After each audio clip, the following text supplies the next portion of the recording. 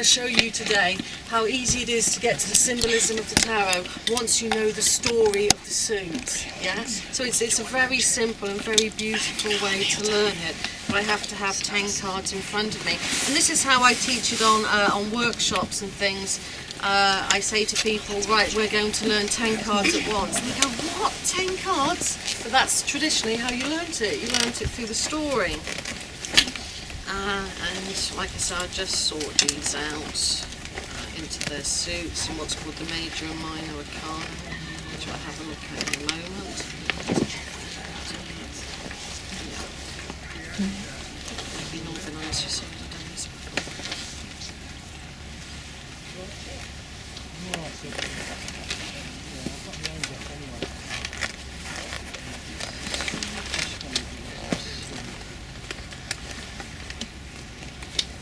So does everyone read the tarot cards themselves? I dabble with it. You dabble? Yeah. But I've dabbled for a long time. And what do you get from the tarot then in your dabbling, shall we say? I get mostly impressions of movement from it, and I've only used it, although over a long period of time, occasionally, and so a lot of the understandings I get from it come from understandings of the I Ching and things as well. So it's really general. I'm quite interested in finding out the story behind it. Well, I mean, the tarot has a very sort of almost like a shrouded history apart from the Romanies. I mean, some people say it was an Italian card game for the medieval period. It may have been used for that at one time. And other researchers say it came from Atlantis or Egypt. Wherever its history has come from, whoever designed the tarot out of these 78 cards knew an awful lot about the human psyche and spirituality. Because every single emotion, every single thing you're going to face in life is in this deck, in a picture. Yeah.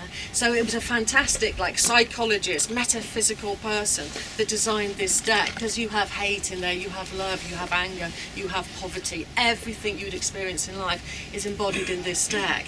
And when in the medieval period, for example, not all of them had pictures on like this. This is the 10 of Wands. It's a very graphic picture, for example. In the medieval period, it had just been 10 wands altogether. Do you see what I mean? And you'd have 3 swords or 5 coins. And it wasn't until a mystery school called the Hermetic Order of the Golden Dawn that Arthur Edgar Waite decided, I think I'm going to make the tarot deck a little bit easier. I'm going to put a picture on every single card. And that's what he did. He made it the pictorial tarot deck. And from that card system a couple of 100 years ago, every single tarot deck today is born from that one deck. You see, and instead of tarot getting more and more and more accurate over the years, it's become weaker and weaker and weaker, and it's become weaker and weaker and weaker because a publisher, and I have a publisher, for example, would say, okay, Maria, you want to do a book on the tarot, make it a third different, otherwise it's plagiarism. I just go to the original book and copy it. So people have put their own take onto the tarot. Do you see what I mean? So it has actually got weaker and weaker and weaker. So that's something to bear in mind when you see a modern day interpretation. It didn't come from Arthur Edgar Waite. And Arthur Edgar Waite and that mystery school of the Hermetic Order of the Golden Dawn was privy, if you like, to all of the ancient manuscripts. So he took from original source from the ancients to do his deck. So you can see what I've got before me after my shuffling around, and thanks for your patience for that. We've got cards belonging to Pentacles, which represents the element of earth. Everything to do with money is all in the Pentacles. Your mortgage, your credit cards, everything is wrapped up in Pentacles. Swords represents the element of air, for example. Whoa, swords, well, the sword was made for one thing and one thing alone, wasn't it? To hurt and to maim. Your problems, your conflicts, everything in your worries is embodied in that deck. That's your problems, if you like, yeah. And with our wands, with our fire, that's the lovely element of fire, all your enthusiasm, all of your ideas, everything you really want in life, your hopes, they're embodied in there, yeah. So, and with cups, this represents the kind of mystical side of you, but your romance, your love life, how you are in relationships, how you feel. Yeah, how you feel is embodied through this deck here, which we'll have a look at in a moment. So, for example, if somebody comes to me and I try instantly to get how they feel, yeah, that's the really important thing. All fives in a tarot deck, if we imagine that from 1 to 10, that's your major arcana. We'll have a look at what that means in a moment. Just imagine in this deck alone, it's 1 to 10 with some court cards, yeah? 1 to 10. 5 is midway, isn't it, between the 1 and the 10. So 5s always represent problems. Wherever you see a 5, it's a problem. It depends what the problem is by the nature. An emotional problem, conflict with friends and family, creativity is blocked. So a 5 would instantly tell me, you're not very happy. Go back to being really simple with 5. You're not very happy at the moment, are you? There's a block in your life. And they go, how do you know I felt like that? Because it's a 5. 5s represent problems. So we can always go really back to basics with the tarot. What we're going to have a look at now is you have 4 suits. You have the pentacles, you have the cups, you have the swords, you have the wands. That's the minor arcana in the tarot. Yeah. The minor arcana means minor, lesser, arcana, secret, the lesser secret of the human soul. The major arcana has titles to it, like temperance, the high priestess, strength, the sun, the moon. That's the major arcana, the major secret of the soul. Because tarot reflects how you feel and how you think. So what we'll have a look at now, for example, is we're going to have a look at one suit. We're going to journey through love in the tarot. Yeah, all about relationships, all about how we feel about ourselves, and the kind of aspirations we want. You have some court cards. I'm just going to sort the court cards out. You have 4 court cards. You always have a king and a queen, a knight and a page. And we'll have a look at those in the moment. Because 1 to 10, out of all of these 4 suits I've just described, the 1 to 10 represents you. Everything about you will come up in these minor arcana cards, yeah? Your friends and your family and your colleagues, love them or hate them or loathe them or need them, come up in the court cards. These are people in Aquarian's life, the Aquarian being the person I'm giving the reading for. So they're external influences in the minor arcana. These are about you. This is your story, the reflection of your soul. It's the whole idea of the tarot is like this gigantic mirror, and this mirror reflects how you feel, yeah? So we can see that all of this is your personal journey through life. And when we get the Ace to 10, you'll see the journey through the tarot, through the eyes of yourself and love. Because water, in any occult system, water always represents the emotions. Yeah. It represents how you feel and how you think. And all of like your dreams as well are wrapped up in your emotions. Let's just put that there.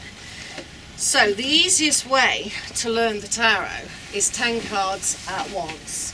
Never one card, because how modern day books describe the tarot, for instance, is you have a reading at the back, and a fashionable reading at the moment is called the Celtic Cross. Most books will have the Celtic Cross, and then they say to you, put the cards in a certain order, and then you look at what the card means in that position. Well, you'll never, ever, ever learn the tarot card like that, because how can you remember 78 cards like that? And this is what the Romanies did. The Romanies said, do the journey, do the song of the tarot, and once you know the journey and you understand the whole picture, rather than one card being the small picture, you will understand the tarot. And then the whole idea is you become the servant to help the others. You're always very humble with the tarot, and that's what we're going to look at in a moment.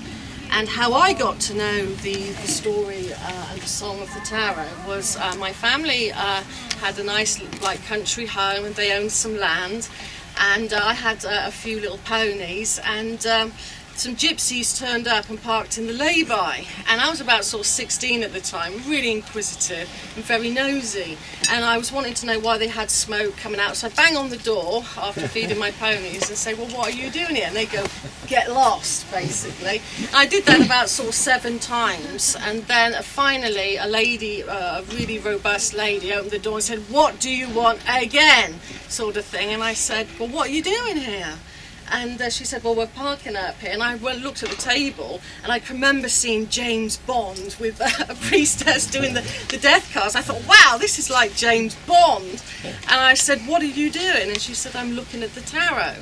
And she showed me a few cards and said, what do you think? And I said, I want to learn this. And she said, right, I'm going to teach you the song.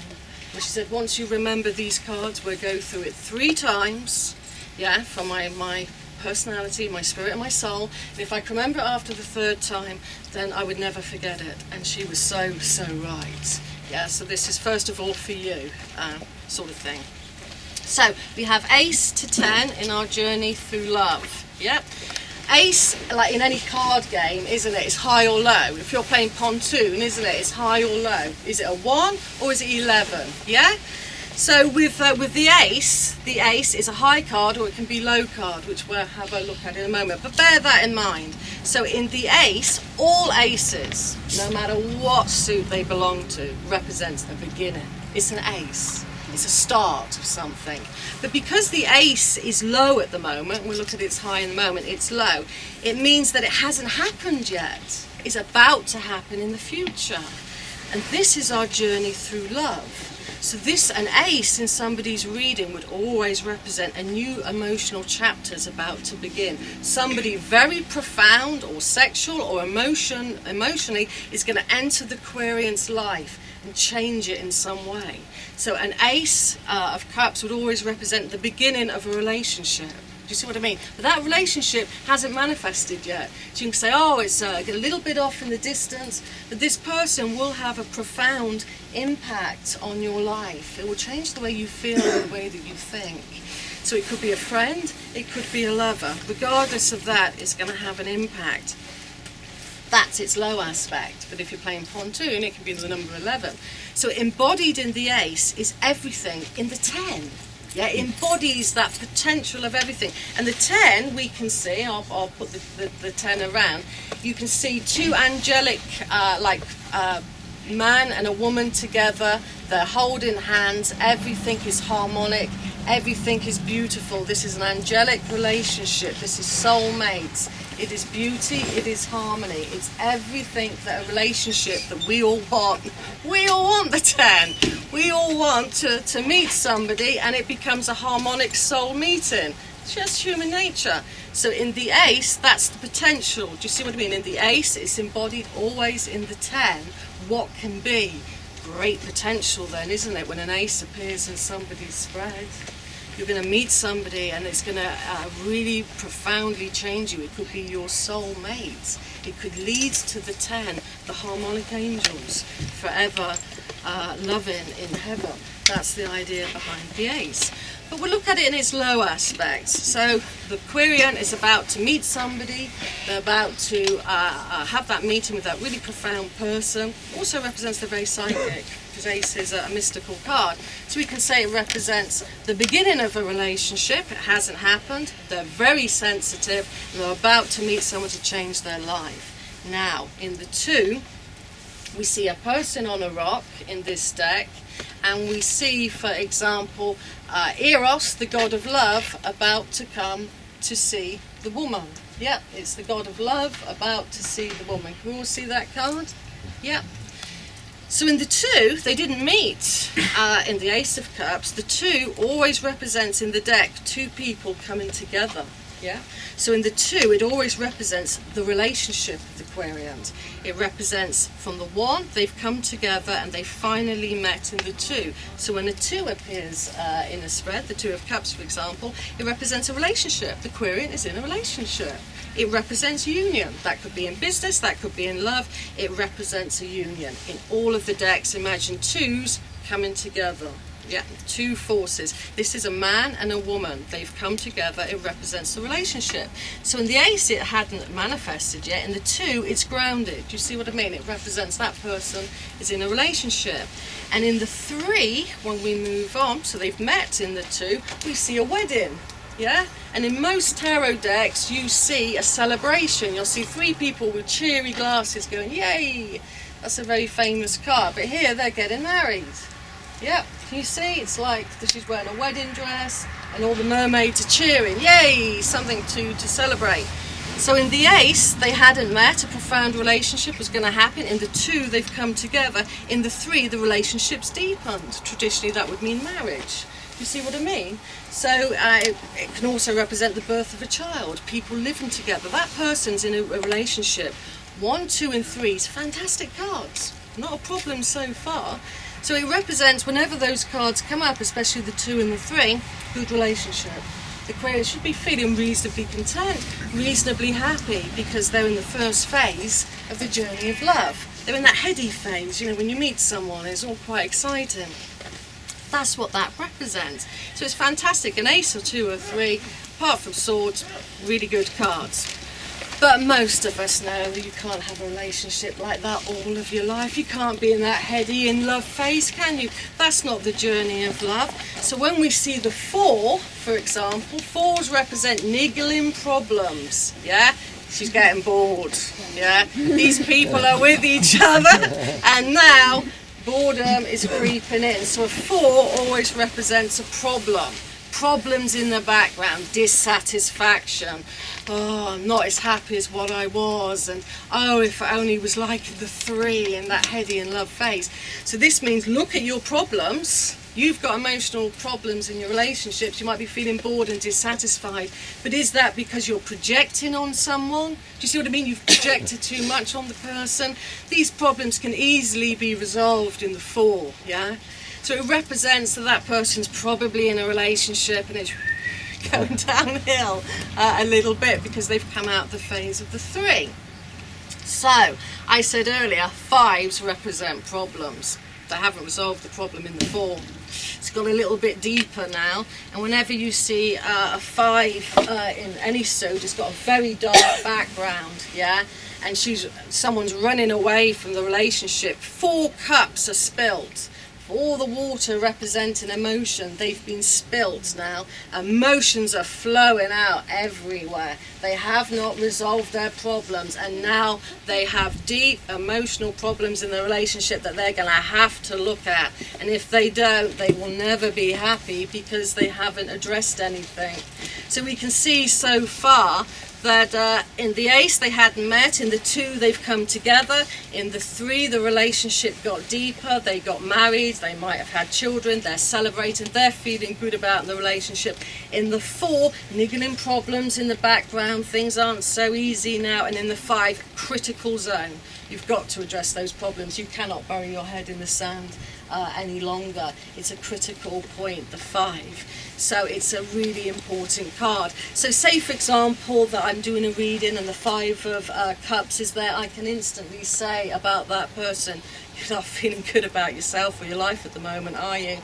You've got problems going on in the background, and they're, yeah, that's how I feel. And when we're in the space of the 5, for example, and you've got relationship problems and you know that you have to face something, maybe your self-confidence is low, maybe you're not feeling very good about yourself, all of those energies are embodied in the 5, so it's not an easy card, it's not an easy space to be in. So really, they should have addressed it in the 4. Now, do you see how it's unfolding in the story? Yeah? It's quite easy, isn't it? Once you have...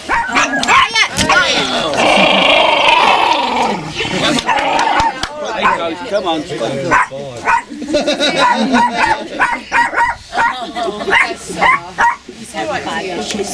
what I was just thinking.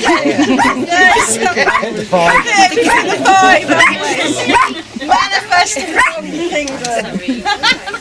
Sorry. Not problem. I got it.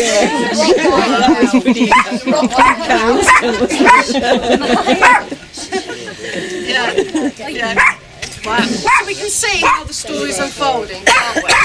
Well, in the 6, yeah? Very graphic. Hopefully the dogs will hear this one. Yeah. So in the 6, we see a woman, she's all alone. She's looking down on herself. She's on her own, yeah? All 6s will portray that, or they have little children talking on a 6, but she's on her own now, yeah? And what's happened now in the 6 is, when we've probably all been in that space where you think, oh, if only life was like the 3. And you're constantly looking back in life. If only it was like when I first met him. Oh, and you're looking back to the past all of the time. The past, the past, the past. So if the 6 turns up, that person's looking back to the past. They're not living in the here and now.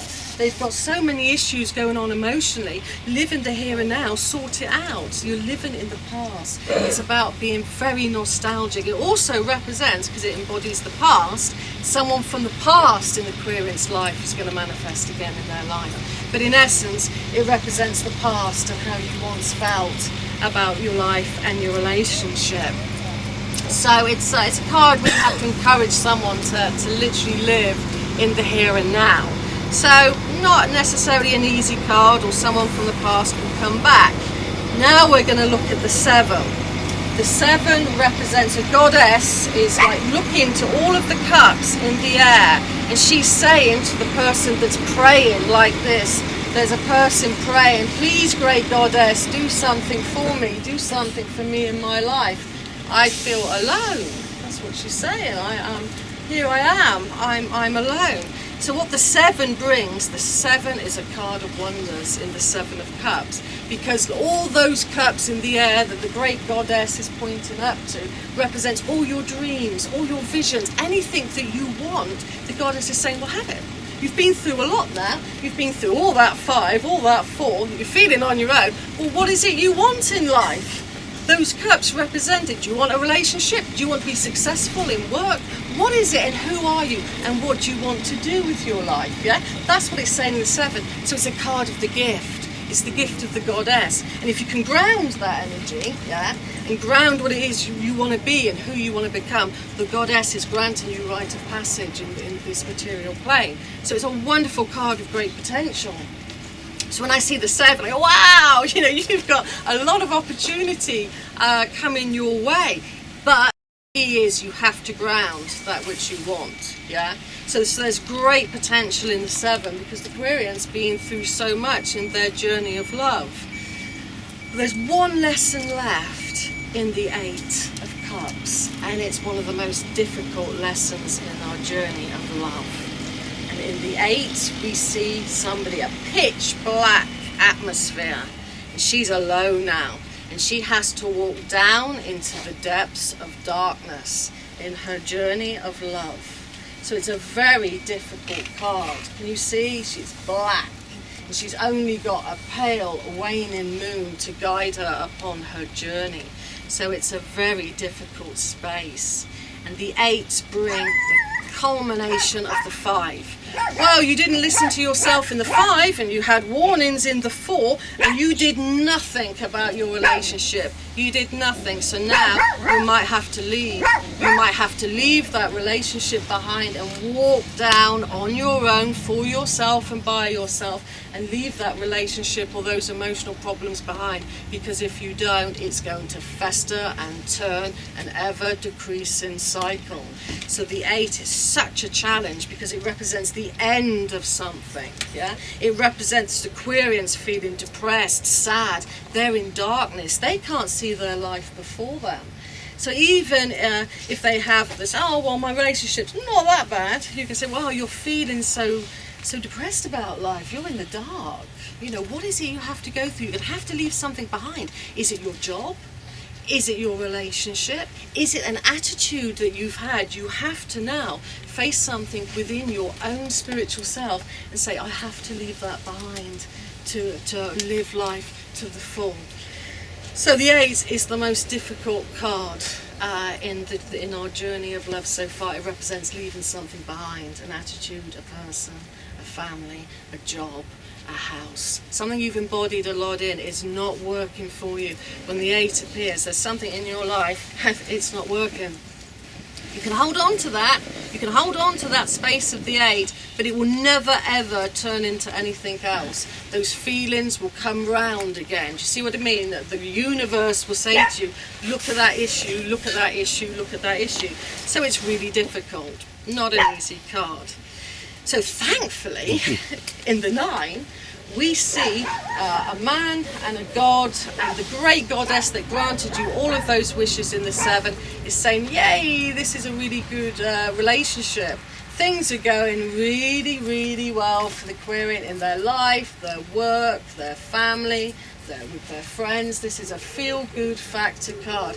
It represents emotional contentment. They've been through the 8. Their journey was to find out what it was that really hurt them and what was blocking them.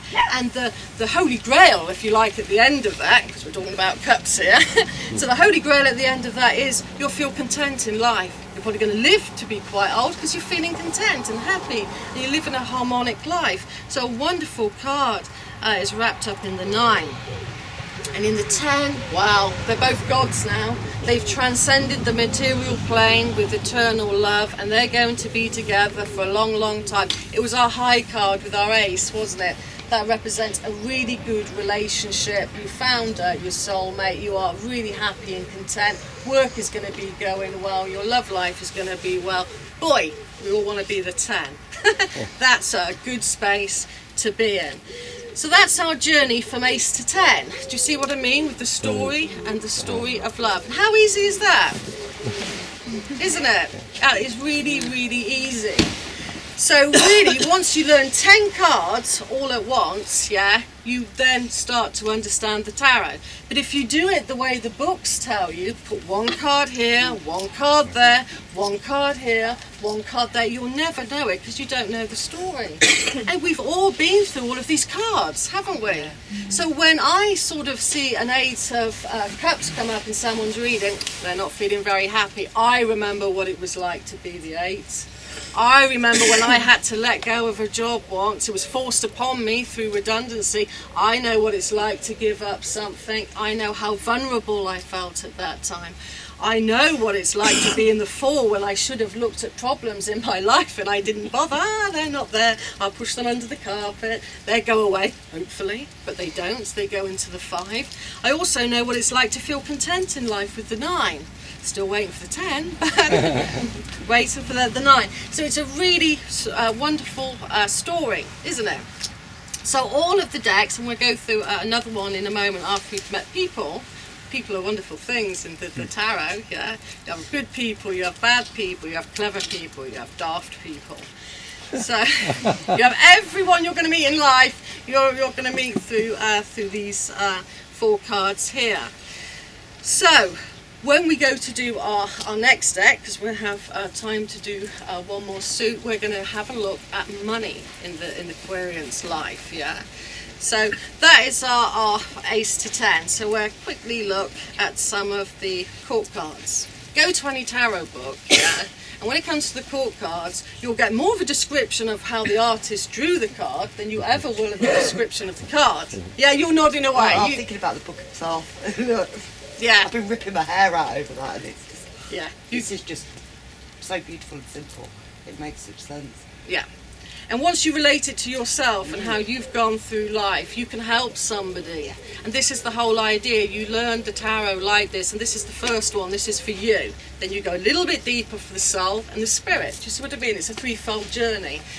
So yeah, exactly. You get more description about what the card is pretty like than you do its meaning. Because the Romanies and the people kept it simple. These represent people, yeah?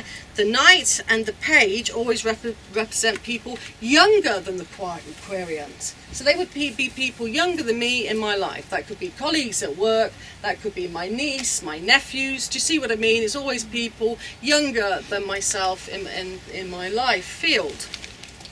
The king and the queen, on the other hand, represent people older than myself. Yeah, and they represent people. They're a king, they're a queen. They represent people of authority in my life. So that could be my mum, my dad, my boss. Do you see what I mean? Wherever you have a king and a queen, that represents someone has authority over me in some way. So they always represent people that are older. And because we're dealing with love and the emotions, these are sensitive people.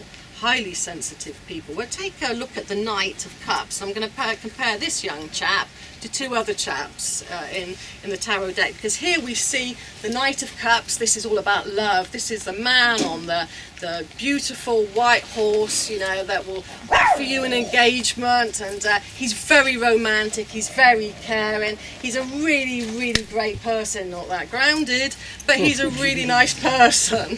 He's your poet, he's going to be your philosopher, he's going to be someone that's going to inspire you in some way, but not necessarily very grounded, yeah? But he is a very, really good chap. So in somebody's life, that could be somebody younger than me, that's going to be very supportive for me, they're very sensitive, they're very caring about me. So this person's in my field, they really want to help me. Whereas, I'm going to show you the page of Pentacles. Pentacles has to do with money. Yeah, just think of that for a moment. On a very basic level, it represents money. We saw this romantic person on his beautiful white horse. This is your knight in shining armour, so to speak, for a young woman that's just about to meet to somebody. That's a good card.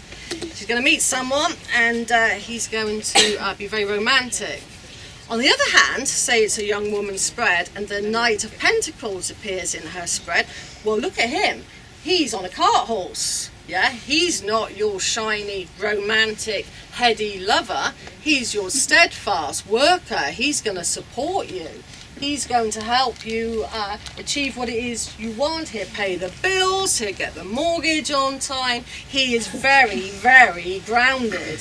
He comes through the element of earth. So the young person's reading, if he appears, he's going to hang around. He's steadfast, yeah? He will be there for you. I think you might marry twice if that comes up. That's the romantic chap. He's not going to be hanging around that long. So you can start to see how you can work marriages and things into a life reading. Do you see what I mean? They appear, you know that he's not going to hang around in a very diplomatic way. We'll put that across. Otherwise, you're not going to get many people back if you're very strong about what you say. So they're kind of all sensitive people. Whenever the cups appear in the Aquarian spread, they're sensitive, supportive people. They're going to have good people at work. They're going to have good people in their family life. They're going to have a good influence with their background. No problems, no abuse, nothing in their childhood. This represents harmony. Do you see what I mean? It represents harmony for the Aquarian. Very good people. So, as our kind of last journey through the tarot, we're going to have a look at the Pentacles, yeah? And we're going to see how easy it is to work out whether you've got cash flow, you've got a house, what you want, who you are, and if you've got any problems coming up with money in the future. So it's a very good suit to learn an awful lot about the Aquarian's way of life, how they deal with money, how they think about it, and we're going to use the very traditional words that are a bit stark, because we're going right the way back to how Romany saw it, and they didn't mince their words, which is really good because they didn't waffle. That said, and we'll have a look at this suit. Would help if I get them in order. So, Ace of Pentacles. Pentacles represents money. Yeah, it represents everything that's grounded in your life. Your finances, your job, your whole financial world and kingdom is wrapped up from Ace to 10. Ace is high or low, isn't it? And in all cards, you normally just have in the Rider-Waite deck and all decks, a hand coming out holding one coin up. Yep, it's the Ace of Pentacles. So we're going to go through its low first of all, because Ace is high, Ace is low. Yeah. And the Ace of Pentacles always represents, hasn't happened yet, it hasn't manifested, it's an ace, an opportunity to have a new job, or an opportunity to earn a little bit more money. There's a great opportunity coming ahead in the Aquarian's work experience. So you know that could lead to something really good, because it could lead to a 10. Do you see what I mean? And a 10, we will see here, is a happy family. They have all the fruits of the earth around them. They've got the kid in front of them, and they are happy bunnies. Everything is happy in the 10s. 10s are successful cards. We saw that in the 10 of Cups. So that's a really good card. So Ace is low here, and we're going to say you've got a great potential coming up at work.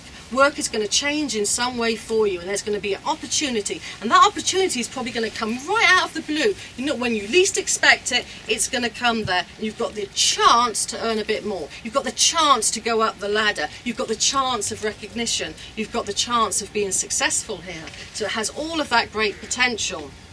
It's a really, really good card. And the twos, we see a worker here. He's holding up 2 tools like this.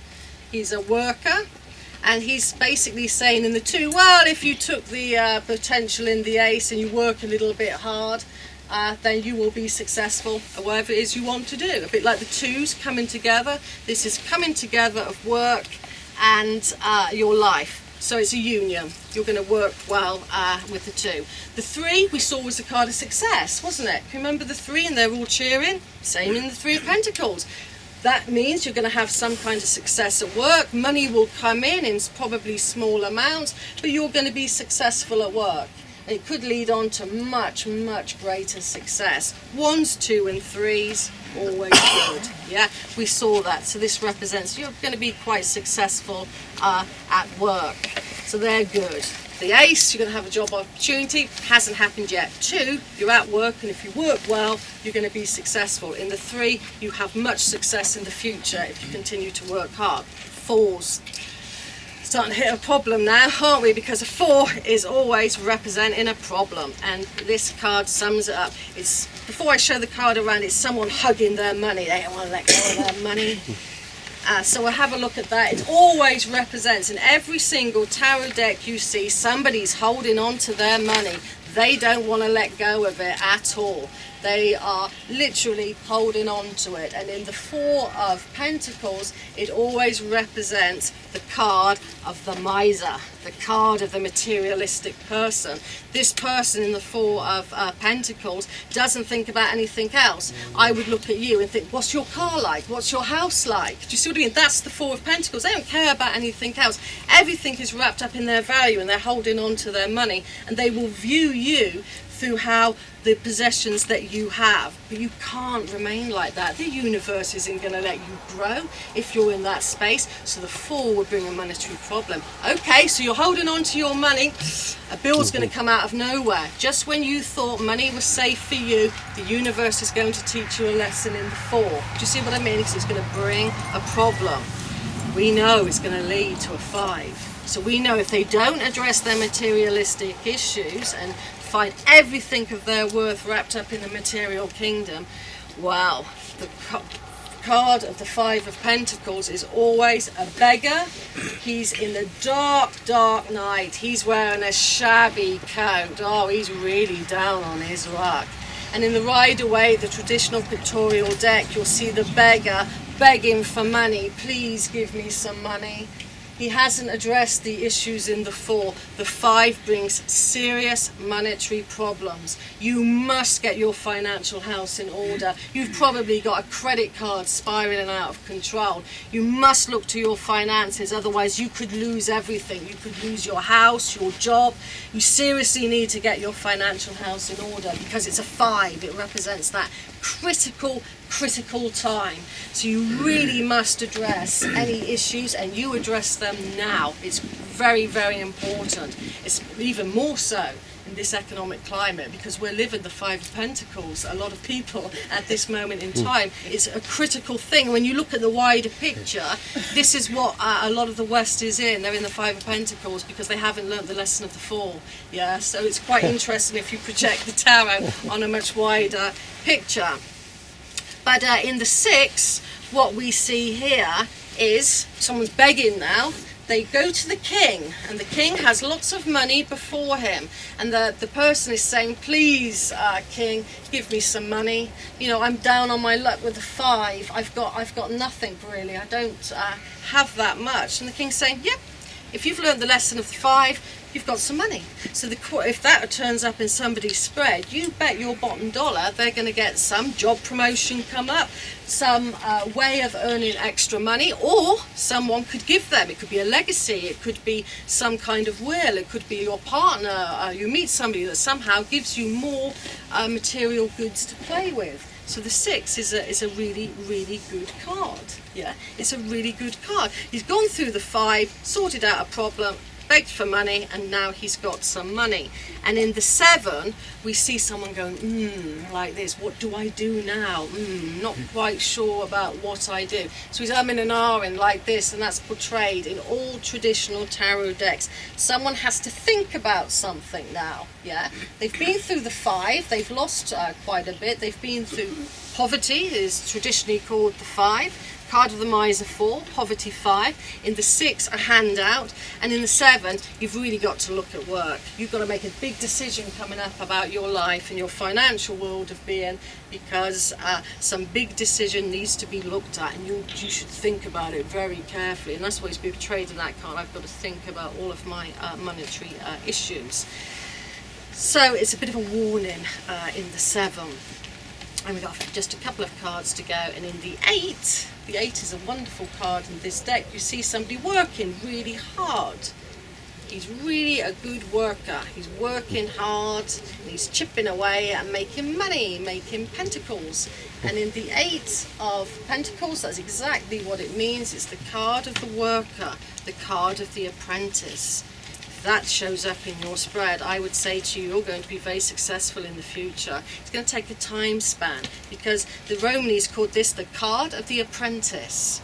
So you know, apprentice works for something, don't they? And 3 or 4 years down the line, they get what it is that they wanted because they've worked so hard at it.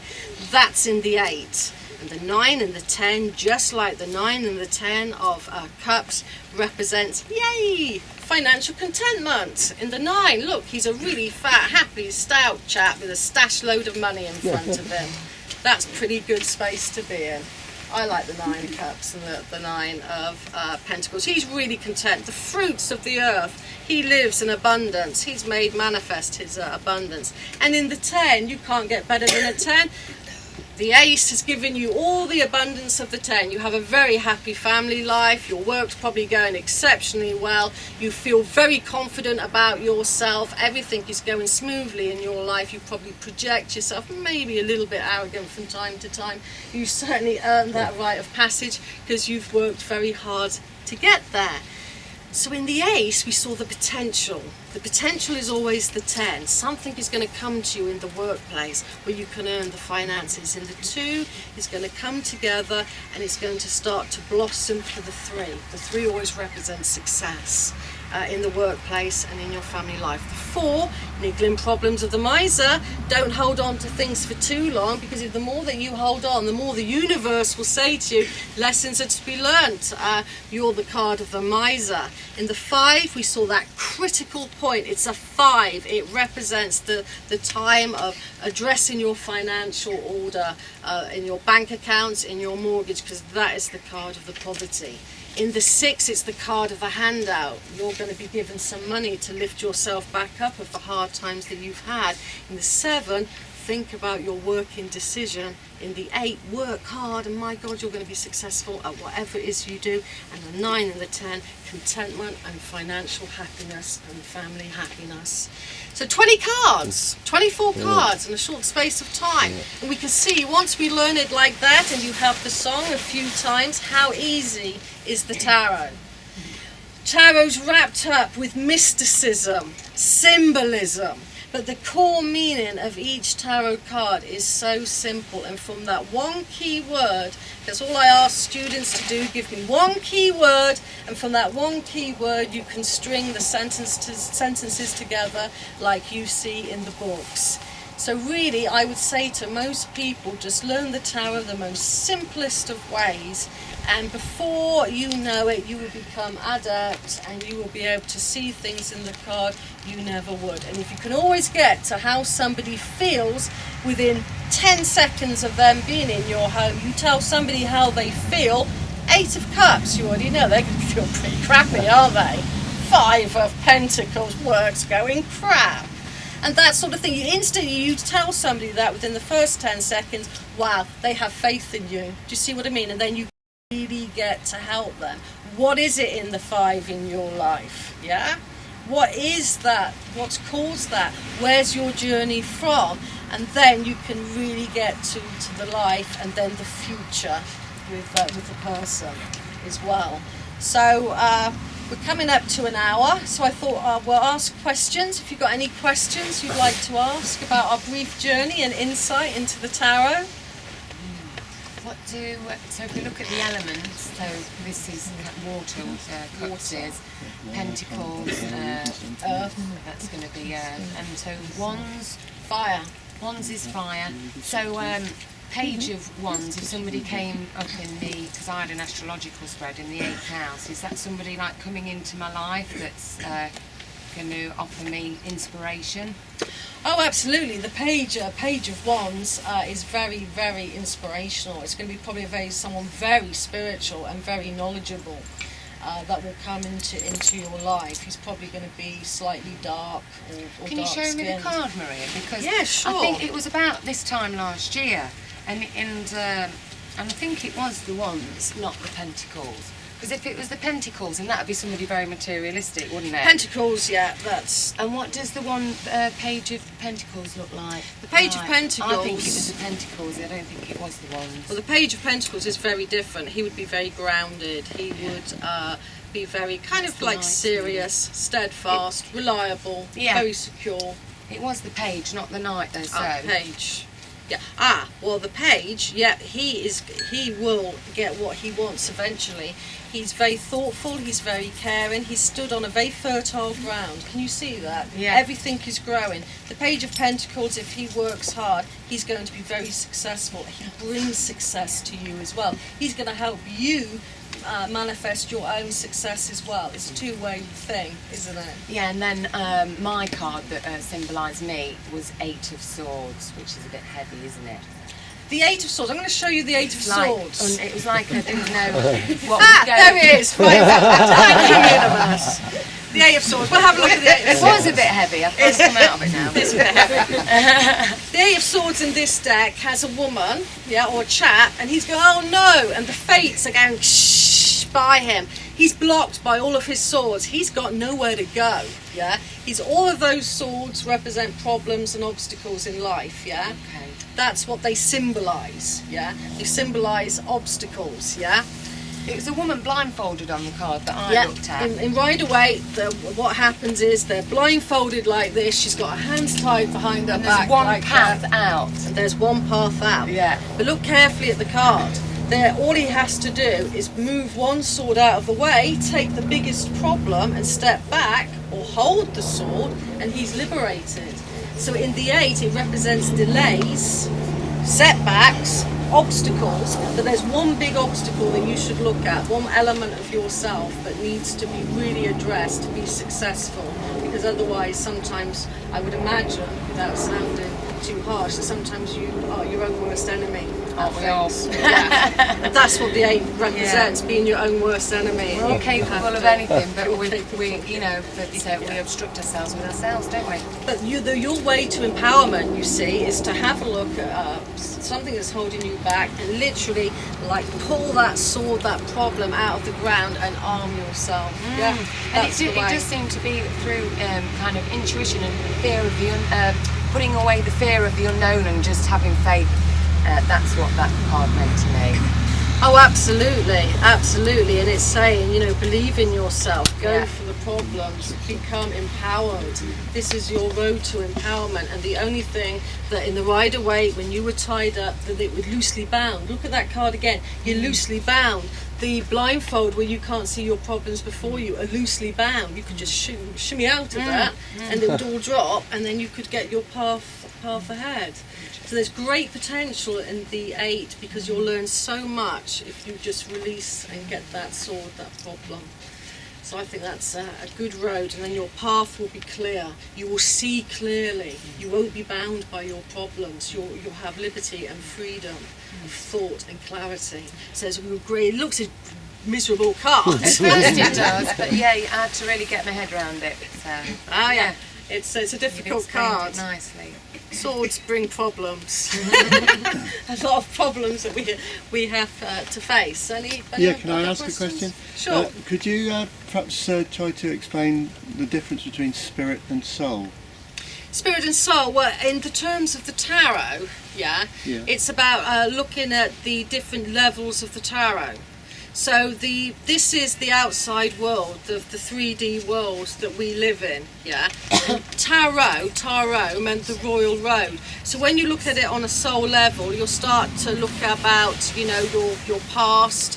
your past lives on that type of soul level through the tarot interpretation of the tarot, and the spirit is your gifts that have the spirit world has brought you through the cards that you choose. So it's a kind of on a level with the tarot. It kind of gets deeper and deeper and deeper and deeper, because the mystery schools, when you get very deep with the tarot, they changed everything around to make it quite secret. But once you crack the secret code, it's quite easy to interpret. So it's basically going deeper in the tarot, having a look at you, your past lives, where you came from on the soul level, and then what's called the fairy so the gifts. soul is the continuous sort of thing that we carry all the way, and the spirit is what's imbued in us in this particular life. Well, the spirit in the tarot, it represents everything that you could be given. Yeah. Your fey gifts, your fairy gifts of life. Yeah. That's how it's seen with the road of the tarot. Right. No, that's good. Thank you. You're welcome. You're looking. Okay. I was thinking of asking a question, but I wasn't actually. There's a woman who was saying that the soul is like a program, and then the spirit is what you are. So maybe just swapping around the titles of soul and spirit. Yeah, absolutely. I mean, the great thing about when you get into the deep level of the tarot of the soul, it represents your previous incarnation, so it does get very, very deep. And so I would definitely agree with that. And that's the other level of the tarot, you see. At the moment, we've looked at it in the 3D, your 3D world that you live in, and the minor arcana is all about you. That's the thing about this. It's about you and what you've experienced in life. So the soul may be the journey that your spirit is taking, like a journey that it's taking. Yeah. That's tarot, the royal road. So the royal road in the mystery schools with the tarot was getting to grips with your past. The whole idea is, say for example, we had 8 of Swords as our past. Then you let that go, and they let that go through ritual. I mean, you don't need to do that today. But that's how they would let go. So they'd look at your soul and you'd release. It's the royal road to freedom, the tarot. So you'd look at your problems of your past life and your assets of your past life, and you'd use that in this incarnation to get off the wheel of life. That's the deepness behind that level of the tarot. Yeah. And I suppose back then, you see, we didn't have luxury of personality, so the rituals were kind of representing like kind of parts of ourselves. Whereas now we're quite complex individuals, aren't we? Whereas it was probably a bit more mundane then. Absolutely. Yeah. Absolutely. It's getting more complex and more complex, isn't it? Life, definitely. When you say about the spreads, you mentioned the Celtic cross being a popular one.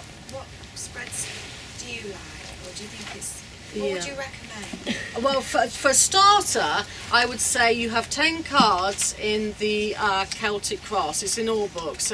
It's like the New Age has fashion, and that's a fashion accessory in tarot at the moment. Now you've got 10 cards. Now if you use a more traditional spread that isn't published anymore, but I think I've got that one up on my website, it's called the horseshoe. And of course with gypsies, the horseshoe represented good luck. It represents the feminine aspect of the new moon. And it has all of that kind of symbolism in it. It uses 7 cards that have a really simple meaning: past, present, future. Hey, what you should be doing in that card there. How other people see you, because we're complex people. I could be seemingly quite confident here, but if you gave me a reading, I might not be that person.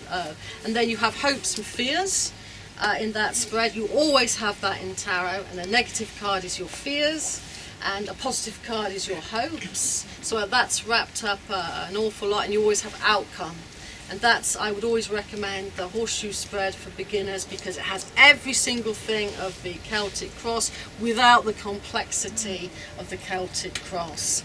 And a great thing to do when you get a tarot deck and you've got some friends round is for women, get all their queen cards, yeah, and show them quickly. This is a right brain thing, so you don't want them to analyse themselves too much.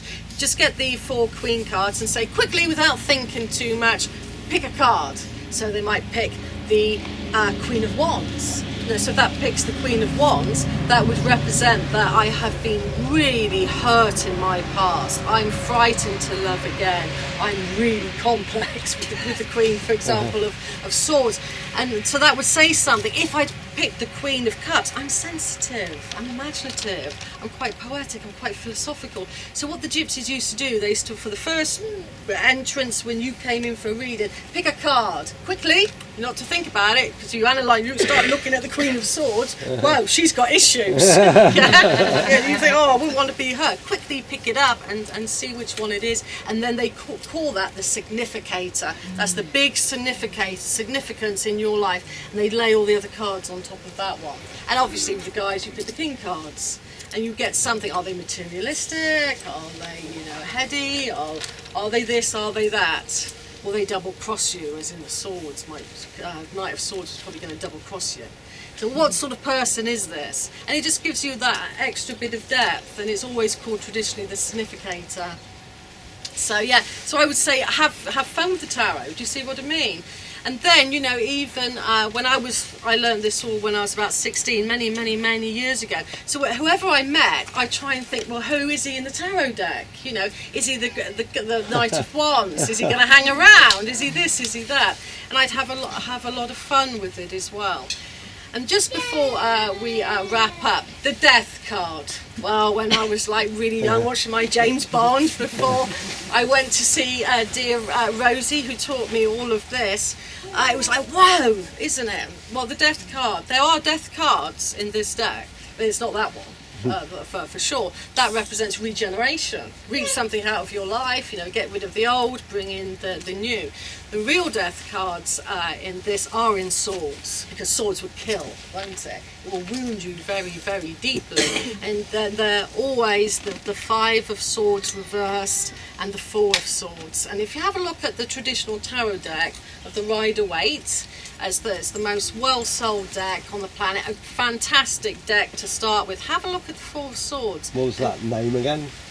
Rider-Waite. Rider-Waite. Rider-Waite. Is it hyphenated? I'm not sure. I've got a deck on me. And then it's W-A-I-T-E, is it? If you have a look at that, it should say on there. That's your traditional deck, Rider-Waite. Yeah, Waite is spelled with W-A-I-T-E. Yeah. That- What is this that you're using here? This is called the Mythic Tarot. It And I was, think it is Rider with a one. Anyway, sorry. yeah, it's R-I-D-E-R and Waite with an E on the end. Rider-Waite. You see, that was the first pictorial deck ever. From this deck, every single other tarot deck came. That's your most traditional symbolism from the mystery schools, and they make it very, very clear. And this is a little bit more, because I like astrology, and Liz Green was an astrologer, that was by. But I'll just show you what I mean about. That's the 2 of Swords, for example, blindfolded. See, they're blindfolded, they don't know their problems. Swords represents problems. She's got 2 swords holding problems in front of her, and she can't see them. That's really difficult to try and communicate to somebody your problems. So is that the deck you would buy if you're a beginner?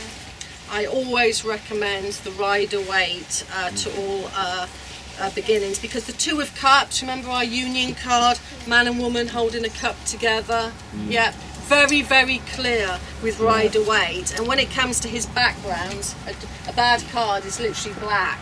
So he developed this out of all the medieval grimoires, and it's a very, very easy deck. When you see the card of, the 10 of Swords, we're not going to go there, but lots of problems. That's another point, isn't it? Yeah. That it's not only the spreads and everything that I'm not learning to do it in 10. I think that's really brilliant what you've just done there. That was really helpful, because I did notice when I tried to sum up what I thought about the tarot that I hadn't learned anything, and that's probably why. But the images on some of the packs that I've seen are nothing like as clear as the ones that you're showing. They're really obfuscatory, in fact. Because you see, at the moment, there's the most of the tarot companies are Hay House and Llewellyn, and they're into art. They're not into getting the real symbolism of the tarot. They're into art because people collect tarot. And it's become quite a collectible thing, so they want artwork. They don't want the in-depth story of the tarot anymore. That's long gone, with Hay House anyway. And if we look at the Five of Pentacles, remember that our card of poverty, you see right away there's a snowstorm, he's bandaged, he's a beggar. So that's how clear the Rider-Waite deck is. I'd strongly recommend that. If a card's reversed, does that mean it's the opposite meaning, or it means the meaning is intensified? It really does depend. If it's swords, then that is like full on. That's really heavy. And the cups, it just means the reverse of normally of that card. So the Four of Cups would be you can easily get over a problem. Five reverse, you could easily get over a problem, for example. And the same with the cups, but these two suits behave a little bit differently.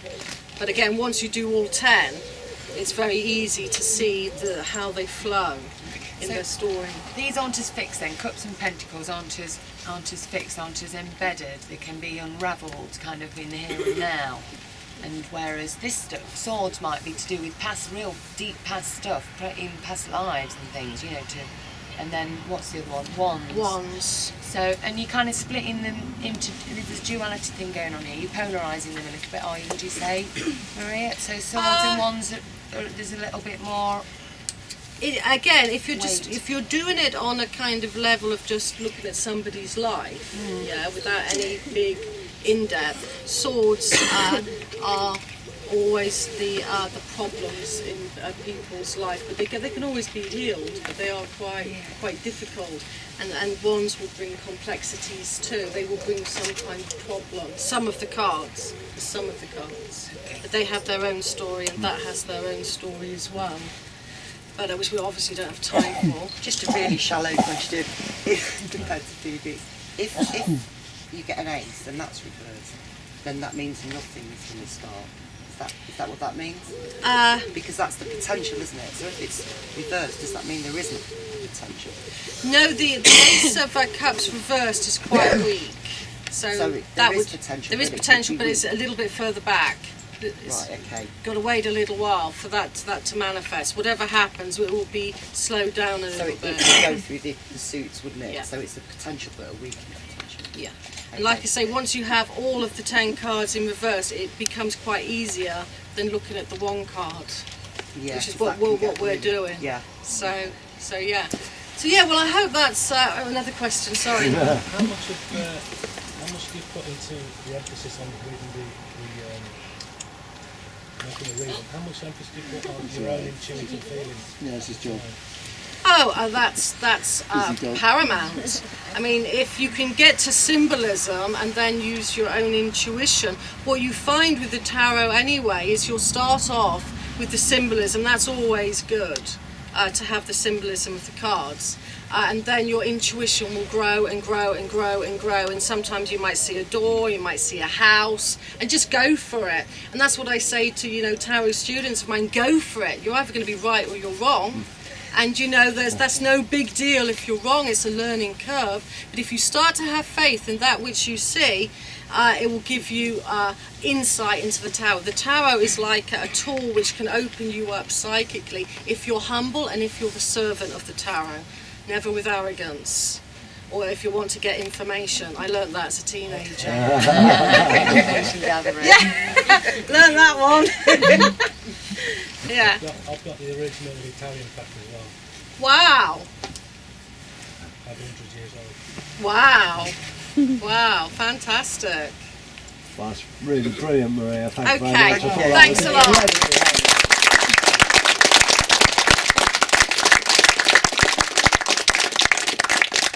And I think we've probably got about 15 minutes to grab ourselves some tea or a comfort break or whatever it is, and then Gary Evans is going to be in here.